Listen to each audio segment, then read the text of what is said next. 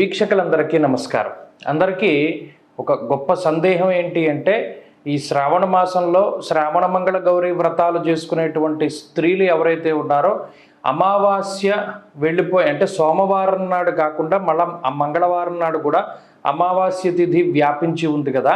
మరి అమావాస్య ఉంది కాబట్టి మంగళవారం నాడు ప్రత్యేకించి శ్రావణ మంగళ గౌరీ వ్రతాన్ని చేసుకోవచ్చా, లేదా సూర్యోదయమైనటువంటి 8 నిమిషాల వరకే తిథి ఉంది కొన్ని పంచాంగాల రీత్యా, కొన్ని పంచాంగాల రీత్యా 20 నిమిషాల పాటు తిథి ఉంది అమావాస్య. కాబట్టి అసలు శ్రావణ మంగళ గౌరీ వ్రతాన్ని మంగళవారం నాడు ఆచరించాలా వద్దా, 5వ మంగళవారం నాడు నోము పట్టాలా వద్దా, ఒకవేళ నోము పడితే వాయినాలు ఇవ్వాలా అక్కర్లేదా, లేదా అమ్మవారికి వాయినం ఇచ్చేస్తే సరిపోతుందా, దీని మీద పూర్తి వివరణ కోసం చాలామంది ఎదురు చూస్తూ ఉన్నారు. ముఖ్యంగా ఇలాంటి సందర్భాలు మనకి ఏర్పడినప్పుడు గతంలో చాలా కురువృద్ధులు, ధర్మ సందేహాలను తీర్చేటువంటి ఉద్దండ పండితులు వీళ్ళందరూ కూడా ఉండేవారు. ఏదైనా ఒక చిన్న సలహా కావాల్సి వస్తే వెంటనే వాళ్ళని అడిగితే చాలా తొందరగా పరిష్కారం దొరికేది. ఇప్పుడు ఏమైంది అంటే ప్రతిదీ ఇంటర్నెట్లో మనం సెర్చ్ చేసుకోవడం వల్ల ఆ ఇంటర్నెట్ రకరకాలైనటువంటి పరిశోధనల్ని మనకి చూపెడుతూ ఉన్నది. కాబట్టి అయితే విషయానికి వస్తే నిజానికి మనకు ఉన్నటువంటి ధర్మశాస్త్రాల ప్రకారంగా తిథి 2 రకాలు ఉంటుంది. శుద్ధ తిథి, విద్ధ తిథి అంటారు. శుద్ధ తిథి అంటే సూర్యోదయం మొదలుకొని రాత్రి పర్యంతం ఒక రోజంతా కూడా తిథి ఉంటే దాన్ని శుద్ధ తిథి అన్నాము. విద్ధ తిథి అంటే 2 తిథులు కలిపి ఉంటాయి. ఈ విద్ధ తిథి వచ్చినప్పుడే తగులు మిగులు ఏర్పడుతూ ఉంటుంది.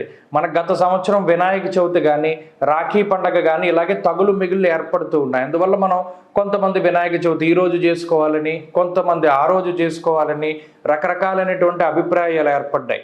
ఇప్పుడు కూడా ఈ శ్రావణ మంగళ గౌరీ వ్రతాలు చేసుకునేటువంటిప్పుడు ఇటువంటి ఇబ్బందే వస్తూ ఉన్నది.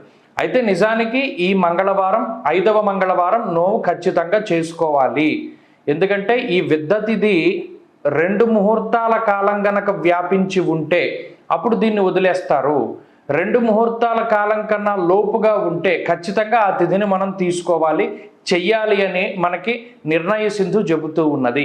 కాబట్టి ఈ శ్రావణ మంగళ గౌరీ వ్రతాన్ని ఖచ్చితంగా 5వ మంగళవారం నాడు పెళ్ళైనటువంటి వారందరూ కూడా ఈ 5 సంవత్సరాల పర్యంతం చేసేటువంటి ఈ నోమును ఖచ్చితంగా ఆచరించాలి.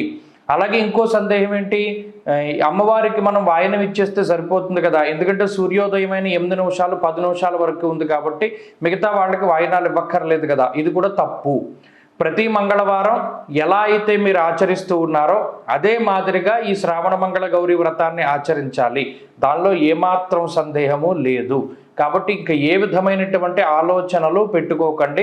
సోమవారం రాత్రి శనగలు నానబెట్టుకోండి, మంగళవారం నాడు యథాప్రకారంగా మీరు పూజాధికాలు చేసుకోండి, ఎప్పుడు ఇచ్చేటువంటి విధంగా వాయినాలు ఇచ్చుకుంటూ ఉండండి. అంతేగాని తిథి ఉంది, తిథి అయిపోయిన తర్వాత ఇస్తే చెల్లదు, లేదా తిథి అయిపోయిన తర్వాత ఇస్తే సాగదు, ఇటువంటి మాటలు ఏవి కూడా మీరు నమ్మవలసినటువంటి పని లేదు.